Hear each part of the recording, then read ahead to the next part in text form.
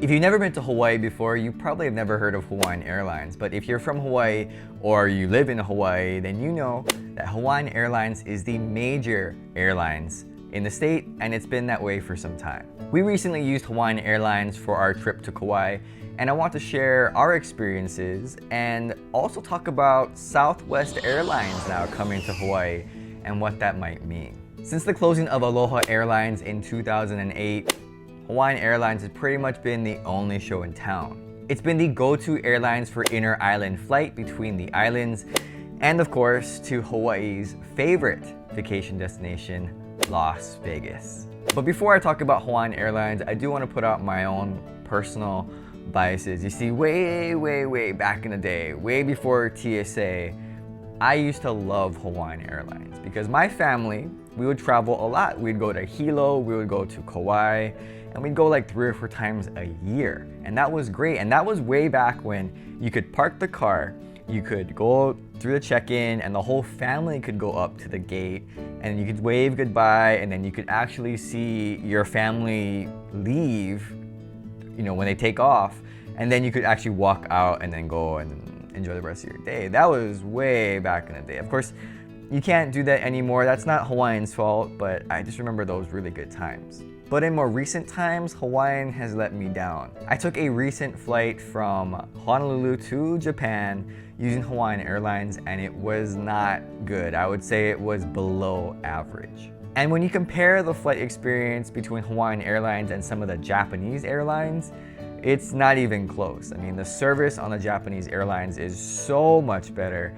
And of course, the food is really good. They actually serve you 2 real meals instead of just 1 meal and a snack. The service of the Hawaiian Airlines flight attendants was okay, you know, but it was really the check-in process that I couldn't stand. And that to me is the customer experience. That's even before getting on the flight. And it's so tedious every single time. So the way that Honolulu International Airport used to be set up was basically Hawaiian Airlines would get dibs on Terminal 1. That was their inter-island, their domestic, and their international flights, all in Terminal 1. Everybody else, you get Terminal 2. So as you can imagine, all of Hawaiian Airline customers had to check in the same spot, and they also had to use the same security check-in lines. So you would have people going to Kauai, going to Las Vegas, going to Japan, pretty much all in the same security check-in point, and that made the lines insanely long. They would go from the TSA check-in point, zigzagging through, out the door, on the sidewalk, around the pillar, and you would be wondering, what is this line? Why is it so long? Now, I've been to some other airports, and I don't think I've ever seen lines that go that much around, outside, around the pillars on the sidewalk. I don't think I've ever seen that. And Honolulu is an international airport for tourism. And that's the last thing these tourists are gonna remember when they're trying to leave their vacation. Probably not the best last impression. So after that experience, I told myself, never again am I gonna take a Hawaiian Airlines flight to Japan. There are a lot more options, and I'm okay with that. However, I will give Hawaiian Airlines credit. They did decide to move their international check-in from Terminal 1 to a small area in Terminal 2, and I think that's gonna be a huge difference in the number of people that have to go stand in the line. Because can you imagine being a Japanese tourist who doesn't understand the language, they don't really know what's going on in terms of the line, and they have to then stand in this line that goes outside and around a pillar, and there's no instructions, it must have been so confusing for so many years for all these tourists. So I'm glad that they've at least separated the check-in so that the tourists can go to another more manageable site where it's not so bad. So all that being said, we had to take Hawaiian Airlines to get to Kauai. We had no other choice. I wasn't thrilled about it, but what are you gonna do? Our flight was around 8:15 a.m. So of course we got there at 6 a.m. to prepare for the worst because I was like, oh my gosh, that line is gonna be crazy. But when we got there was no one. In fact, I got kind of lost because there was no line. We could just walk directly up to the TSA check-in person. They took our ticket, ID, wrote the little thing, went through the scan line, and that was it. And I have to say that that was a very nice first impression for Hawaiian. Again, not really related to Hawaiian, but just the way that the airport is set up. It's a pretty good first impression. Fast, simple, easy, and then we were at the gate. Now I know that was early, and I think around 10 a.m. to the afternoon, it does get a little longer, the line, but again, I was expecting the worst, so good job. Now I know that it seems like it's a lot of complaining about Hawaiian, and I'm sure other customers and other local people can tell you all the problems about Hawaiian, but I will give them a lot of credit when it comes to the availability of flights, because they have a lot of options, which I like.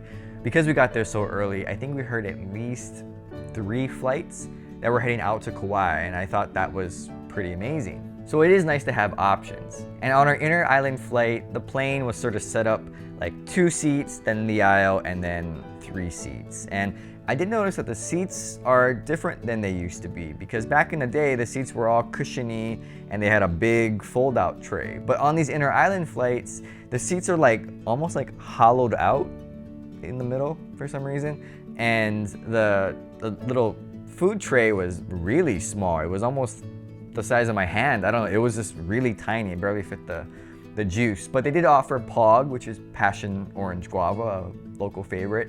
It's not the original POG, but it's, I think, their own brew, their own make, which is fine and tasted really sweet. So again, nice touch. Now I want to be able to recommend Hawaiian Airlines, but frankly, you're probably gonna have to take it, especially if you do inner island flights. So there's really no point in me recommending it, but it was better than I thought. They did improve since the last time I flew with them, so I will give them that much credit. And I do like the fact that they hire a lot of local people.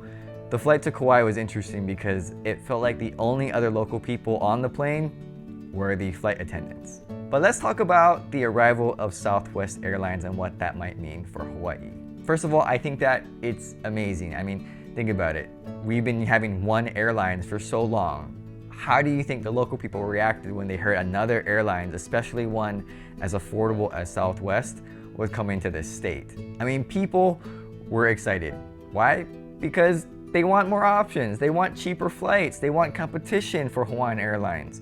And I think those are all good things. I've talked to a lot of people about the arrival of Southwest Airlines, and pretty much everyone is happy and excited because they've seen how over the years, Hawaiian Airlines has increased their prices and they've charged for more things, and we can't do anything about it. I mean, if you need to go from Oahu to Kauai, that's it. You're not going to use a boat, so you only have Hawaiian Airlines as your option. Our flight to Kauai was about $150, but Southwest is charging $29. That's crazy to me. And perhaps the prices will eventually stabilize to levels that are around the same as Hawaiian Airlines, but at least for now, local people can take advantage of those prices. But most importantly, I think that it's good that Hawaiian Airlines finally has some competition, that they're being challenged, that now they're forced to improve and think about ways to keep their local fan base, because for so many years, we had to use them. I mean, brand loyalty can only get you so far because of how expensive things are in Hawaii.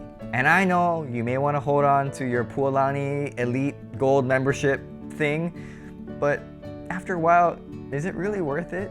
So I'm really looking forward to seeing how the impact of Southwest will be on local travel and local flights for local people. So thanks for watching this video, and aloha.